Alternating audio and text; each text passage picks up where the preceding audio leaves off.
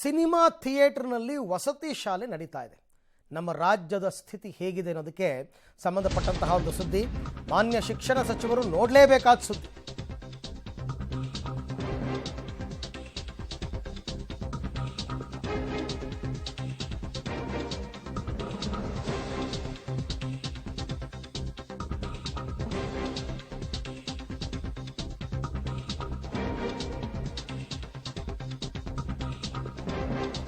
Public ಟಿವಿಯಲ್ಲಿ ಇದೊಂದು big expose. Cinema ಥಿಯೇಟರ್ನಲ್ಲೇ ವಸತಿ ಶಾಲೆ ನಡೀತಾ ಇದೆ.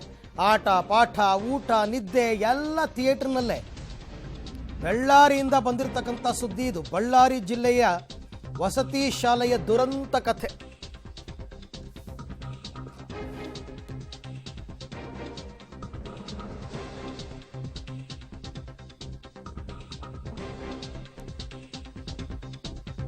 ವರ್ಷಗಳಿಂದ 226 ವಿದ್ಯಾರ್ಥಿನಿಯರಿಗೆ ಥಿಯೇಟರ್ನಲ್ಲೇ ಪಾಠ ನಡೀತಾ ಇದೆ.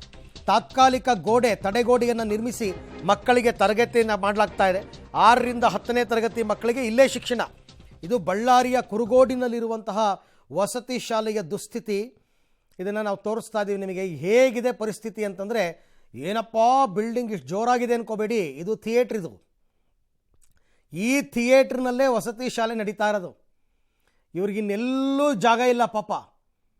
ಈ ಥಿಯೇಟ್ರ್ನಲ್ಲಿ ವಸತಿ ಶಾಲೆ, ಆಟ ಪಾಠ ಎಲ್ಲ ಇಲ್ಲೇನೆ ಇವರಿಗೆ ಪಾಪ. ಊಟ ನಿದ್ದೆ ಎಲ್ಲ. ವಿದ್ಯಾರ್ಥಿನಿಯರು, ಅದು ಕೂಡ ವಿದ್ಯಾರ್ಥಿಗಳಲ್ಲ, ಹೆಣ್ಮಕ್ಕಳು, ಅಂಥವ್ರನ್ನ ಇಂಥ ಕಡೆ ಇಟ್ಟು ಪಾಠವನ್ನು ಮಾಡ್ತಾ ಇದ್ದಾರೆ. ಇದು ಬಳ್ಳಾರಿಯ ಕುರುಗೋಡಿನಲ್ಲಿರ್ತಕ್ಕಂಥ ಒಂದು ವಸತಿ ಶಾಲೆ. ವಸತಿ ಶಾಲೆಯ ದುಸ್ಥಿತಿ ನೋಡಿ ಹೆಂಗಿದೆ ಅಂತ. 75 ವರ್ಷ ಆಯಿತು ಸ್ವಾತಂತ್ರ್ಯ ಬಂದು. ಕನಿಷ್ಠ ಒಂದು ವಸತಿ ಶಾಲೆಯ ಕಟ್ಟಡವನ್ನು ಕಟ್ಟಿಸ್ಕೊಡೋಕ್ಕೆ ಇವ್ರ ಕೈಲಿ ಆಗಿಲ್ಲ, ಅಥವಾ ದುರಸ್ತಿ ಮಾಡ್ಕೊಡೋಕ್ಕೆ ಇವ್ರ ಕೈಲಿ ಆಗಿಲ್ಲ ಅಂತಂದರೆ ಇನ್ನೆಷ್ಟರ ಮಟ್ಟಿಗೆ ನಮ್ಮ ಶಿಕ್ಷಣ ಇಲಾಖೆ ಹಾಳಾಗಿರಬೇಕು. ನಾನು ಒಂದು ಸರ್ಕಾರವನ್ನು ಈ ಸಂದರ್ಭದಲ್ಲಿ ಬೈಯಲ್ಲ. ಇದುವರೆಗೆ ಆಳ್ವಿಕೆ ಮಾಡಿರ್ತಕ್ಕಂಥ ಎಲ್ಲರೂ ರೆಸ್ಪಾನ್ಸಿಬಲ್. ಇದಕ್ಕೆ ಎಲ್ಲರೂ ಕಾರಣ. ಇದಕ್ಕೆಲ್ಲ ಏನು ಗೊತ್ತಾ, ರಾಜಕೀಯ ಇಚ್ಛಾಶಕ್ತಿ ಇರಬೇಕು. ಇದುವರೆಗೆ ಬಂದು ಹೋದಂತಹ ಶಿಕ್ಷಣ ಸಚಿವರಾಗಿರಲಿ, ಅಥವಾ ಇದು ಐ ಥಿಂಕ್ ನನ್ನ ಪ್ರಕಾರ ಇದು ಹಿಂದುಳಿದ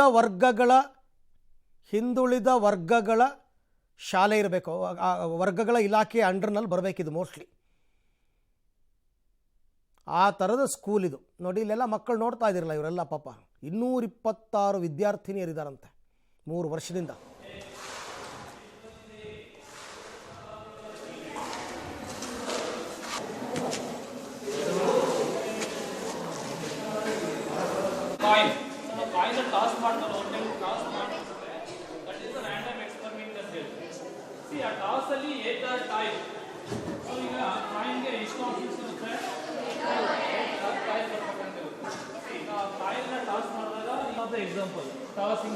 ಏನಪ್ಪ ಇದು, ಎಲ್ಲಿ ಕೂರಿಸಿದ್ದಾರೆ ಅಂತ ಗೊತ್ತಾಗ್ತಾ ಇಲ್ಲ.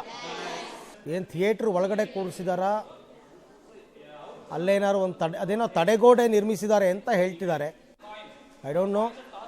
ಆ ಥಿಯೇಟ್ರು ರನ್ನಿಂಗಲ್ಲಿದೆಯಾ, ಇದ್ದರೆ ಆ ಸೌಂಡಲ್ಲಿ ಇವ್ರು ಹೆಂಗೆ ಪಾಠ ಕೇಳ್ತಾರೆ ನೋಡಿ. ಇದು ಐ ಥಿಂಕ್ ಇದು ವಸತಿ, ಅವ್ರಿಗೆ ಹಾಸ್ಟೆಲ್ ಇದು. ಅಲ್ಲ, ಯಾಕೆ ಇಲ್ಲಿಗೆ ಬಂದರು, ಯಾಕೆ ಇಲ್ಲಿಗೆ ಶಿಫ್ಟ್ ಆದರು ಅಂತ ಗೊತ್ತಿಲ್ಲ, ಅಥವಾ ಶುರು ಮಾಡಿದ್ದೇ ಇಲ್ಲ, ಅದು ಗೊತ್ತಿಲ್ಲ. ಇಲ್ಲಿ ಯಾಕೆ ಈ ಥರ ಇಲ್ಲಿ ನಡೀತಾ ಇದೆ?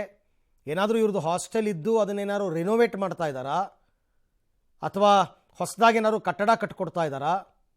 ಹೋಗಲಿ, ಇವ್ರನ್ನ ಇಲ್ಲಿ ಬಿಟ್ಟಿದಾರಲ್ಲ ಪೋಷಕರು ಮಕ್ಕಳನ್ನ, ಅವರಾದರೂ ಪ್ರಶ್ನೆ ಮಾಡೋದು ಬೇಡವಾ? ಓಕೆ, ಆ ಸ್ಥಳದಿಂದ ನನ್ನ ಕೊಲಿಗೊಂದು ರಿಯಾಲಿಟಿ ಚೆಕ್ ಮಾಡಿದರೆ, ನೋಡೋಣ ಬನ್ನಿ. ಶಿಕ್ಷಣಕ್ಕಾಗಿ ಕೋಟ್ಯಾಂತರ ರೂಪಾಯಿಯನ್ನ ವ್ಯಯ ಮಾಡುತ್ತೆ. ಆದರೆ ಇಲ್ಲಿರುವ ಒಂದು ವಸತಿ ಶಾಲೆಯನ್ನು ನೋಡಿದ್ರೆ ನಿಮಗೆ ಇದು ವಿಲಕ್ಷಣವ ಅಥವಾ ಯಾವ ರೀತಿಯಾದಂಥ ಶಿಕ್ಷಣ ವ್ಯವಸ್ಥೆ ನಮ್ಮಲ್ಲಿದೆ ಅನ್ನುವಂತಹದ್ದು ಸ್ಪಷ್ಟವಾಗಿ ಗೊತ್ತಾಗುತ್ತೆ. ಸದ್ಯ ನಾವಿರೋದು ಬಳ್ಳಾರಿಯ ಕುರುಗೋಡು ಪಟ್ಟಣದಲ್ಲಿರ್ತಕ್ಕಂಥ ಹೊರವಲಯದಲ್ಲಿರ್ತಕ್ಕಂಥ ಒಂದು ಚಿತ್ರಮಂದಿರದಲ್ಲಿದ್ದೀವಿ. ಈ ಚಿತ್ರಮಂದಿರದಲ್ಲಿಯೇ ವಸತಿ ಶಾಲೆ ಒಂದು ನಡೆಯುತ್ತೆ ಅಂತಂದರೆ ನೀವು ನಿಜಕ್ಕೂ ಅಚ್ಚರಿಯನ್ನು ಪಡಬೇಕು. ಸುಮಾರು 226ಕ್ಕೂ ಹೆಚ್ಚು ಜನ ವಿದ್ಯಾರ್ಥಿನಿಯರು ಈ ಒಂದು ವಸತಿ ಶಾಲೆಯಲ್ಲಿ ಅಂದರೆ ಚಿತ್ರಮಂದಿರದಲ್ಲಿ ಪಾಳು ಬಿದ್ದಂತಹ ಚಿತ್ರಮಂದಿರದಲ್ಲಿ ಮಕ್ಕಳು ಶಿಕ್ಷಣವನ್ನು ಕಲಿತಾರಂತಂದರೆ ನಿಜಕ್ಕೂ ನಮ್ಮ ಶಿಕ್ಷಣ ವ್ಯವಸ್ಥೆಗೆ ಹಿಡಿದಂತಹ ಕೈಗನ್ನಡಿ. ಯಾಕಂದರೆ ಇಲ್ಲಿರ್ತಕ್ಕಂಥ ಬಹುತೇಕ ಮಕ್ಕಳು ಗ್ರಾಮೀಣ ಪ್ರದೇಶದಿಂದ ಬಂದಂತಹ ಮಕ್ಕಳು.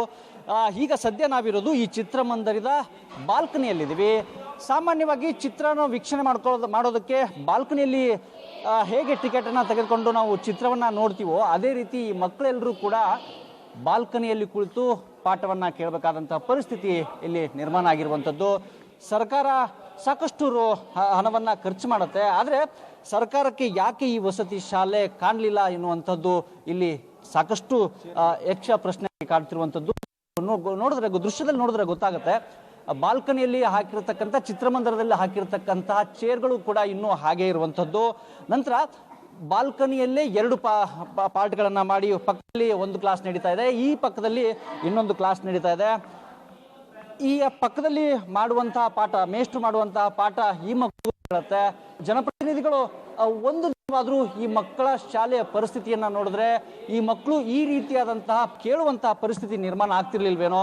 ಸರ್ಕಾರ ಸುಮಾರು 13 ವರ್ಷಗಳ ಹಿಂದೆಯೇ ಈ ಒಂದು ವಸತಿ ಶಾಲೆಯನ್ನು ಆರಂಭ ಮಾಡಿದ್ರೆ 13 ವರ್ಷಗಳ ಕಾಲ ಕಳೆದರೂ ಕೂಡ ಈವರೆಗೂ ಈ ಒಂದು ವಸತಿ ಶಾಲೆಗೆ ಸ್ವಂತ ಕಟ್ಟಡವನ್ನ ಮಾಡೋದಕ್ಕೆ ಸರ್ಕಾರದಿಂದ ಕೈಯಿಂದ ಆಗ್ತಾ ಇದೆ ಅಂದ್ರೆ ನಿಜಕ್ಕೂ ಸರ್ಕಾರ ಈ ಬಡ ಮಕ್ಕಳಿಗೆ ಯಾವ ರೀತಿಯಾದಂತಹ ನ್ಯಾಯವನ್ನ ಕೊಡ್ತಿದೆ ಅನ್ನುವಂಥದ್ದು ಸ್ಪಷ್ಟವಾಗಿ ಗೊತ್ತಾಗುತ್ತೆ. ನನ್ನ ಜೊತೆಗೆ ಮಕ್ಕಳಿದ್ದಾರೆ. ಇದು ವಸತಿ ಶಾಲೆ ಆಗಿರೋದ್ರಿಂದ ಅವರು ಇಲ್ಲೇ ಪಾಠವನ್ನ ಕೇಳಬೇಕಾಗತ್ತೆ, ನಂತರ ಇಲ್ಲಿಯೇ ವಸತಿಯಾಗಿ ಇರಬೇಕಾಗತ್ತೆ. ಆ ಮಕ್ಕಳನ್ನ ಕೇಳ್ತೀನಿ, ಎಷ್ಟು ವರ್ಷ ಆಯ್ತು ಇಲ್ಲಿ ಬಂದು ನೀನು? ನಾನು 5 ಇಯರ್ಸ್. 5 ಇಯರ್ಸ್ ಆಯ್ತು. ನಿಮಗೂ ಬೇರೆಯವ್ರ ಥರ ಸ್ಕೂಲ್ ಚೆನ್ನಾಗಿರ್ಬೇಕಂತ ಆಸೆ ಇದೆಯಾ? ಆಯ್ತು. ಏನು ಸಮಸ್ಯೆ ಆಗುತ್ತೆ ಇಲ್ಲಿ ನಿಮಗೆ? ಇಲ್ಲಿ ಏನಿಲ್ಲ ಸರ್, ಕ್ಲಾಸ್ ರೂಮ್ ಭಾಳ ಸೌಂಡ್ ಆಗ, ಹಾಂ, ಕ್ಲಾಸ್ ಡಿಸ್ಟರ್ಬ್ ಆಗ. ಹಾಂ, ಮತ್ತೆ ಹೆಂಗೆ ಓದ್ತೀರಾ? ಸಾಯಂಕಾಲ ಆದರೆ ಬೆಳಗ್ಗೆ ಬೇಗ ಎದ್ದು ಸರ್, ಬೇರೆ ಡಿಸ್ಟರ್ಬ್ ಆಗ್ಲಾರ್ದಂಗೆ ಬೆಳಗ್ಗೆ ಬೇಗ ಎದ್ದು ಓದ್ತೀವಿ. ಗ್ರೌಂಡ್ನಲ್ಲಿ ಹೋಗಿ ಓದ್ತೀವಿ. ನೀ ಯಾವ ಊರಿಂದ ಬಂದ? Complete sir. Complaint is disturbance ಎಲ್ಲ ಇಲ್ಲಿ ಆಗುತ್ತೆ ಸರ್. ಆದರೂ ದಿನ ಅಲ್ಲಿ ಬೆಳಿಗ್ಗೆ ಎದ್ದು ಮೆಡಿಟೇಷನ್ ಮಾಡಿ, ಅಂದರೆ ನಮಗೆ ಓದೋಕೆ ಫೆಸಿಲಿಟಿ ಇಲ್ಲ ಅಂದರೆ ನಮಗೆ ಇಲ್ಲಿ ಒಂಥರ ಎಜುಕೇಷನ್ ಫೆಸಿಲಿಟಿ ಚೆನ್ನಾಗಿ ಒಳ್ಳೆ ಐತೆ ಸರ್. ಆದರೆ ಇಲ್ಲಿ ಏನು ಇದು ಇಲ್ಲ ಸರ್. ಎಸ್ ಸರ್, ಡಿಸ್ಟರ್ಬೆನ್ಸ್ ಆಗುತ್ತೆ ಸರ್. ಟೀಚಿಂಗ್ ಚೆನ್ನಾಗೈತೆ ಸರ್. ಏನಮ್ಮ ನಿಮ್ಮ ಹೆಸರು? ನನ್ನ ಹೆಸರು ಕೀರ್ತನ ಸರ್. ಶೀತಲ್. ಕೀರ್ತನ ಕೀರ್ತನ. ಡಿಸ್ಟರ್ಬ್ ಆಗಲ್ಲ? ಆಗುತ್ತೆ ಸರ್. ಏನು ಮಾಡ್ತೀರಾ? ಹಂಗೆ ಕೇಳ್ತೀವಿ ಸರ್. ಹಿಂಗೆ ಕೇಳ್ತೀರಾ? ನಿಜಕ್ಕೂ ಈ ಮಕ್ಕಳ ಪರಿಸ್ಥಿತಿ ಹೇಳಕ್ಕೆ, ಯಾಕಂದರೆ ಸುಮಾರು 5-6 ವರ್ಷಗಳಿಂದಲೂ ಕೂಡ ಇದೇ ರೀತಿಯಾದಂಥ ವ್ಯವಸ್ಥೆಯಲ್ಲಿ ಇಲ್ಲಿರ್ತಕ್ಕಂಥ ಮಕ್ಕಳು ಪಾಠವನ್ನು ಕೇಳ್ತಿರುವಂಥದ್ದು. ಇದು ವಸತಿ ಶಾಲೆ ಅಂತಂದರೆ ಇಲ್ಲಿ ಪಾಠವನ್ನು ಕೇಳ್ತಾರೆ. ಇನ್ನೊಂದು ಭಾಗದಲ್ಲಿ ತೋರಿಸ್ತಾ ಹೋಗ್ತೇನೆ ನಿಮಗೆ. ಇಲ್ಲಿ ಆ ಮಕ್ಕಳು ರಾತ್ರಿಯ ಸಮಯದಲ್ಲಿ ಮಲಗಬೇಕಾದಂಥ ಪರಿಸ್ಥಿತಿ. ಇದೇ ಒಂದು ಜಾಗದಲ್ಲಿ ಇಲ್ಲಿರ್ತಕ್ಕಂಥ 250ಕ್ಕೂ ಹೆಚ್ಚು ಜನ ಮಕ್ಕಳು ವಿದ್ಯಾರ್ಥಿನಿಯರು ಇದೇ ಒಂದು ಶಾಲೆಯಲ್ಲಿ ಮಲಗ್ತಾ ಇದ್ದಾರೆ. ನಂತರ ಸರ್ಕಾರ ಎಲ್ಲ ವ್ಯವಸ್ಥೆಯನ್ನು ಅನಾರೋಗ್ಯ ಪೀಡಿತರಾದ ಆದಂಥ ಮಕ್ಕಳನ್ನ ಇದೇ ರೀತಿಯಾದಂಥ ಪರಿಸ್ಥಿತಿ. ಮಗುವನ್ನ ಕೇಳ್ತೀನಿ ಯಾಕೆ ಮಲಗಿದೆ ಏನು ಅಂತ. ಹುಷಾರಿಲ್ಲಮ್ಮ? ಏನಾಗಿದೆ? ಜ್ವರ ಬಂದಿದೆ ಸರ್. ಎಷ್ಟು ದಿನ ಆಯಿತು? ಇವತ್ತೇ ಸರ್. ಇವತ್ತು ಬಂದಿದ್ದಾವ? Yes sir. ಎಷ್ಟನೇ ಕ್ಲಾಸ್ ನೀನು? 6 ಸರ್. 6ನೇ ಕ್ಲಾಸಾ? Yes sir. ಇಲ್ಲೇ ಇರ್ತೀಯಾ? Yes sir. ಎಷ್ಟು ವರ್ಷ ಆಯ್ತು ಇಲ್ಲಿ ಬಂದು? ಈ ವರ್ಷ ಬಂದಿದೆ. ಈ ವರ್ಷ ಬಂದಿದ್ದೀವಿ. Yes sir. ಹಾಂ, ಇಲ್ಲಿ ಡಿಸ್ಟರ್ಬ್ ಆಗಲ್ಲ ಎಲ್ಲ ನಿಮಗೆ? ಹಾಂ, ಇಲ್ಲ ಸರ್. ಆಗಲ್ಲ? ಇಲ್ಲ ಸರ್. ಟ್ಯಾಬ್ಲೆಟ್ಸ್ ಕೊಟ್ರಾ? Yes sir. ಏನು ಯಾವ ಟ್ಯಾಬ್ಲೆಟ್ಸ್ ತೊಗೊಂಡೆ? ಜ್ವರ ಟ್ಯಾಬ್ಲೆಟ್ಸ್ ತೊಗೊಂಡ? Yes sir. ರೆಸ್ಟ್ ಮಾಡಕ್ಕೆ ಹೇಳಿದಾರಾ? Yes sir. ಇದು ಈ ಶಾಲೆಯ ನೈಜ ಚಿತ್ರಣ. ಮಕ್ಕಳಿಗೆ ಅನಾರೋಗ್ಯ ಪೀಡಿತ ಆದರೆ ಇದೇ ರೀತಿಯಾದಂತಹ ಪರಿಸ್ಥಿತಿಯಲ್ಲಿ ಮಕ್ಕಳು ಮಲಗಬೇಕಾದಂಥ ಪರಿಸ್ಥಿತಿ ಇರುವಂಥದ್ದು. ಸರ್ಕಾರ ಕಳೆದ 13 ವರ್ಷಗಳಿಂದಲೂ ಕೂಡ ಈ ಒಂದು ಶಾಲೆಯನ್ನು ಆರಂಭ ಮಾಡಿದರೂ ಕೂಡ ಈವರೆಗೂ ಕೂಡ ಇದಕ್ಕೆ ಒಂದು ಸೂಕ್ತವಾದಂಥ ಸೌಲಭ್ಯವನ್ನು ಒದಗಿಸೋಕೆ ಸರ್ಕಾರದ ಕಡೆಯಿಂದ ಆಗ್ತಿಲ್ಲ ಅಂತಂದರೆ ನಿಜಕ್ಕೂ ಒಂದು ನಾಚಿಕೆ ಆಗಬೇಕು. ಸರ್ಕಾರ ಇಷ್ಟೊಂದು ರೀತಿಯಾದಂಥ ಹಣವನ್ನು ವ್ಯಯ ಮಾಡುತ್ತೆ, ಸರ್ಕಾರಿ ಶಾಲೆಗಳನ್ನು ಉಳಿಸಬೇಕು ಅಂತ ದೊಡ್ಡ ದೊಡ್ಡ ಭಾಷಣಗಳನ್ನು ಮಾಡ್ತಾರೆ ಇಲ್ಲಿರ್ತಕ್ಕಂಥ ರಾಜಕಾರಣಿಗಳು. ಆದರೆ ಕಳೆದ 13 ವರ್ಷಗಳಿಂದಲೂ ಕೂಡ ಈ ಮಕ್ಕಳು ಇದೇ ರೀತಿಯಾದಂಥ ಪರಿಸ್ಥಿತಿಯಲ್ಲಿ ಪಾಠ ಕೇಳಿದ್ರು ಕೂಡ ಇದುವರೆಗೂ ಕೂಡ ಇಲ್ಲಿರ್ತಕ್ಕಂಥ ಜನಪ್ರತಿನಿಧಿಗಳು ಇವರ ಸಮಸ್ಯೆಯನ್ನ ದೂರ ಮಾಡಲಿಲ್ಲ ಅನ್ನೋದು ಶೋಚನೀಯ ಸಂಗತಿ. ಬಳ್ಳಾರಿಯಿಂದ ಕ್ಯಾಮರಾಮನ್ ಲುಕ್ಮನ್ ಜೊತೆ ನವೀನ್ ಪರದೇಸಿ, ಪಬ್ಲಿಕ್ ಟಿವಿ. ಮೇಯ್ನ್ಲಿ ಇದಕ್ಕೆ ರೀಸನ್ ಅನ್ನೋದಕ್ಕಿಂತ ಕಾರಣೀಭೂತರಾಗಿರ್ತಕ್ಕಂಥವ್ರು ಸ್ಥಳೀಯ ಜನಪ್ರತಿನಿಧಿಗಳು. ಅವರು ಅದನ್ನು ಇನಿಷಿಯೇಟ್ ತಗೋಬೇಕಾಗಿತ್ತು, ತಗೊಂಡಿಲ್ಲ. ಇದು ಶಿಕ್ಷಣ ಇಲಾಖೆಯ ಅಡಿಗೆ ಬರುತ್ತೋ, ವಸತಿ ಇಲಾಖೆಗೆ ಬರುತ್ತಾ, ಅಥವಾ ಹಿಂದುಳಿದ ವರ್ಗಗಳ ಇಲಾಖೆಗೆ ಬರುತ್ತಾ, ಸೆಕೆಂಡರಿ. ನೀವು ಅಟ್ಲೀಸ್ಟ್ ಅವ್ರ ಗಮನಕ್ಕಾದರೂ, ಸಂಬಂಧಪಟ್ಟ ಸಚಿವರ ಗಮನಕ್ಕಾದರೂ ತರಬೇಕಾಗಿತ್ತು. ಎಷ್ಟೋ ಕೇಸ್ಗಳನ್ನ ನಾವು ಈ ಥರ ಗಮನಕ್ಕೆ ತಂದು ಅದಕ್ಕೆ ಪರಿಹಾರ ಕೊಟ್ಟಿರ್ತಕ್ಕಂಥ ಸಾಕಷ್ಟು ಉದಾಹರಣೆಗಳಿದೆ. ಬಟ್ ಈಗಲೂ ಕೂಡ ಈ ಸುದ್ದಿಯನ್ನು ಪ್ರಸಾರ ಮಾಡ್ತಾ ಇದ್ದೀವಿ. ಗೊತ್ತಿಲ್ಲ ನನಗೆ, ಐ ಡೋಂಟ್ ನೋ ಇದು ಯಾರ ಅಂಡರ್ನಲ್ಲಿ ಬರುತ್ತೆ ಅಂತನ್ಬಿಟ್ಟು. ಬಟ್ ಯಾರೇ ಆದರೂ ಸರ್ಕಾರವೇ ಹೊಣೆ ಅಲ್ವ, ಒಟ್ಟಾರೆ ಸರ್ಕಾರವೇ ಹೊಣೆ. ಒಂದು ಥಿಯೇಟ್ರ್ನಲ್ಲಿ ವಸತಿ ಶಾಲೆ ಅಂತಂದರೆ ನಾಚಿಕೆಗೇಡಿನ ಸಂಗತಿ. ಇದು 2020ರಿಂದ ಇದೆ ಸರ್. ಇದಕ್ಕೂ ಮುಂಚೆ ನಗರ ಮಧ್ಯಭಾಗದಲ್ಲಿರುವಂಥ ರಾಘವಾಂಕ ಮಠ ಮತ್ತು ಹಾಗೂ ಗೌರ್ಮೆಂಟ್ ಶಾಲೆಯ ಕೊಠಡಿಗಳಲ್ಲಿ ಶಾಲೆ ನಡೀತಾ ಇತ್ತು. ಆದರೆ ಅದು ಕಟ್ಟಡ ದುಸ್ಥಿತಿಗೆ ಬಂದುಬಿಟ್ಟು ಡೆಮಾಲಿಷ್ಗೆ ಬಂದಂಥ ಕಾರಣದಿಂದಾಗಿ ಅನಿವಾರ್ಯವಾಗಿ ಆ ಸಂದರ್ಭದಲ್ಲಿ ಕುರುಗೋಡು ಸುತ್ತಮುತ್ತ ಎಲ್ಲ ಕಟ್ಟಡಗಳನ್ನು ನೋಡಲಾಗಿ ಯಾವುದು ಸಿಗದೇ ಇದ್ದ ಪಕ್ಷದಲ್ಲಿ ಅನಿವಾರ್ಯ ಸ್ಥಿತಿಯಲ್ಲಿ 2020ರಲ್ಲಿ ಈ ಒಂದು ಶಾಲೆಗೆ ವರ್ಗಾವಣೆ ಆಗಿರ್ತಾರೆ. 20ರಿಂದ ಇಲ್ಲಿ ನಡೀತಾ ಇದೆ ಅಂತ. ಇದ್ರ ಹಿಂದೆ ಬೇರೆ ಬಿಲ್ಡಿಂಗ್ ಇತ್ತಂತೆ, ಅದು ದುಸ್ಥಿತಿಗೆ ಬಂದಿರೋದ್ರಿಂದ ಇಲ್ಲಿಗೆ ಬಂದಿದ್ದಾರೆ.